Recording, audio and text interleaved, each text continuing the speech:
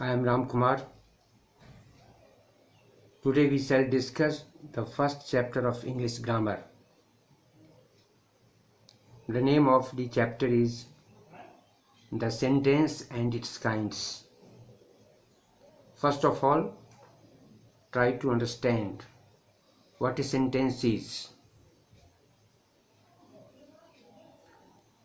विचार अभिव्यक्ति की इकाई होती है वाक्य।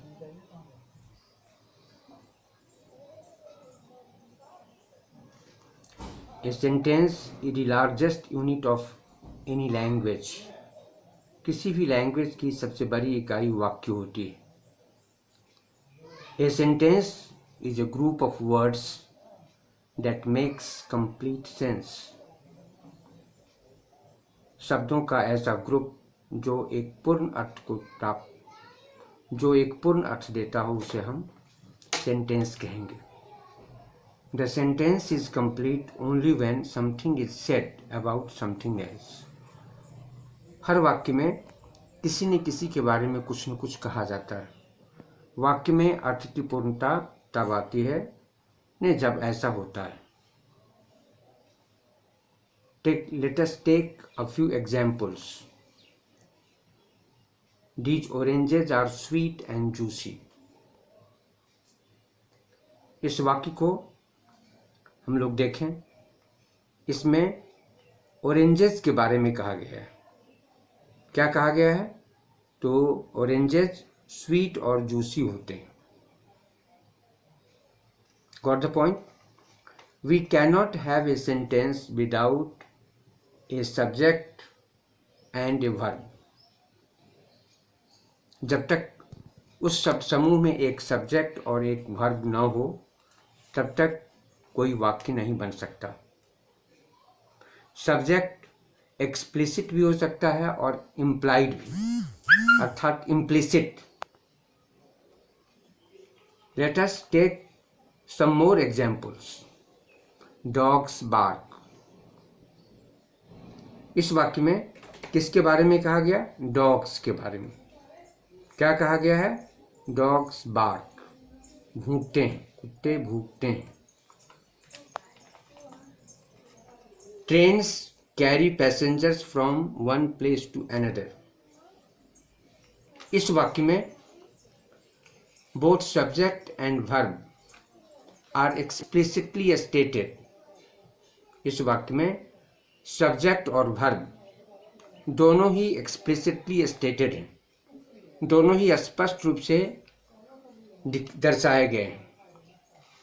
A sentence is a group of words usually containing a verb that expresses a thought in the form of a statement, question, instruction, exclamation, and starts with a capital letter when written.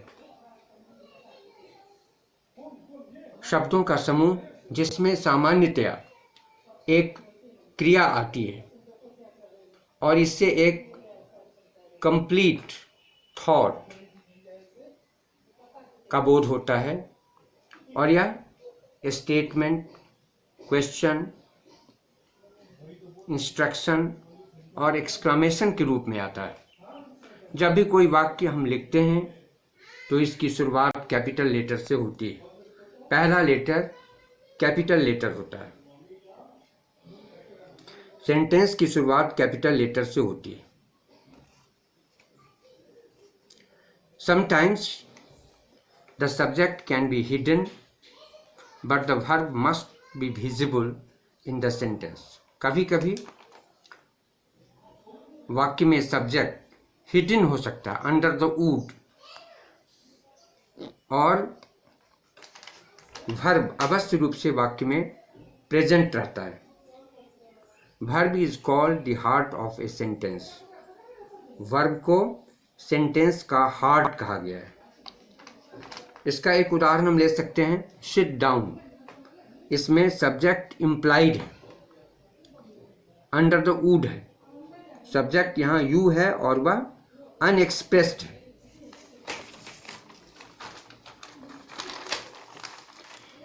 A sentence makes complete sense not fragmented. यहाँ यह स्पष्ट रूप से जान लेना चाहिए कि sentence एक कंप्लीट सेंस देता है, फ्रेगमेंटेड नहीं, इसका अर्थ खंडित नहीं होता।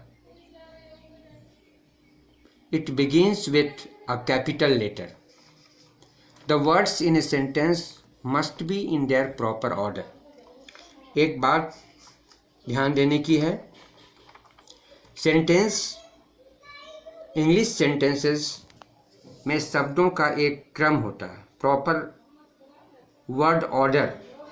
The words in a sentence must be in their proper order. वाक्य में शब्दों को एक प्रॉपर ऑर्डर में होना चाहिए। Got the point? A sentence with a full stop, A mark of interrogation और ए मार्क ऑफ एक्सक्लेमेशन। वाक्यों के अंत में, वाक्य के अंत में full stop, mark of interrogation और मार्क ऑफ एक्सक्लेमेशन रह सकता है। अब ये वाक्यों के प्रकार पर डिपेंड करता है।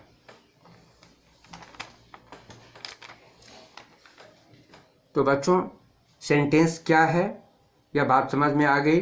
I hope you understand the point. अब सेंटेंस और फ्रेज के बारे में, फ्रेज के अंतर के बारे में जानना आवश्यक है। यहाँ there is a difference between a sentence and a phrase. दोनों में ही शब्द समूह होते हैं, लेकिन दोनों के बीच एक अंतर है। A group of words that makes sense but not complete sense is called a phrase. Phrase क्या है? तो शब्दों का एक समूह जिससे पूर्ण अर्थ नहीं निकलता। For example, A hockey match, तो यह 3 शब्दों का यह समूह है, मगर इसका कंप्लीट अर्थ नहीं निकलता। इसे हिंदी में हम पद कहते हैं। इसे एक वाक्य में परिवर्तित किया जा सकता है। इसमें कुछ शब्दों को ऐड कर हम एक कंप्लीट सेंटेंस बना सकते हैं। We played a hockey match last evening. कल शाम हम लोगों ने एक हॉकी मैच खेला। तो हॉकी मैच में कुछ और शब्द जोड़कर इसे एक वाक्य बना दिया गया। We can turn a phrase into a sentence by adding some words to it. We can turn a phrase into a sentence by adding some words to it. Phrase में कुछ शब्दों को जोड़कर हम एक सेंटेंस बना सकते हैं। एक और उदाहरण हम ले लें, ए फनी स्टोरी। यह भी 3 शब्दों का एक समूह है और इसका पूर्ण अर्थ नहीं निकलता, लेकिन जब हम इसमें कुछ शब्द ऐड कर देते हैं और वह अर्थपूर्ण हो जाता है तो हम उसे नए वाक्य कहेंगे।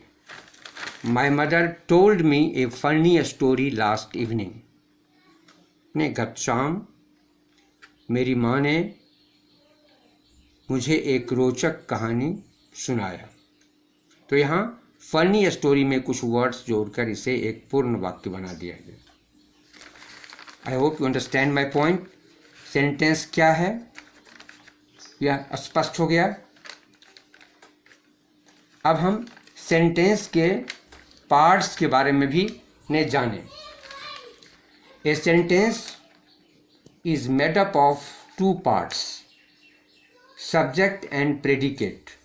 वाक्य 2 अंशों से मिलकर बना होता है। 2 पार्ट्स मिलकर सेंटेंस बनते हैं, सब्जेक्ट और प्रेडिकेट। सब्जेक्ट क्या होता है? Subject is that part of the sentence which names what the sentence is. वाक्य किसके बारे में है ना? सेंटेंस का वह हिस्सा जो यह बताए कि वाक्य किसके बारे में है, किसके बारे में कहा गया है, वह पार्ट सब्जेक्ट कहलाता है। और दूसरे पार्ट के बारे में हम लोग जाने। यह पार्ट प्रेडिकेट कहलाता है। That part of the sentence which says something about the subject, वह पार्ट जो सब्जेक्ट के बारे में बताता है ने वह प्रेडिकेट कहलाता है। प्रेडिकेट के हिस्से में मुख्य रूप से क्रिया आती है। ने क्रिया के साथ ऑब्जेक्ट आदि भी आ सकते हैं, मगर मुख्य ने क्रिया आती है।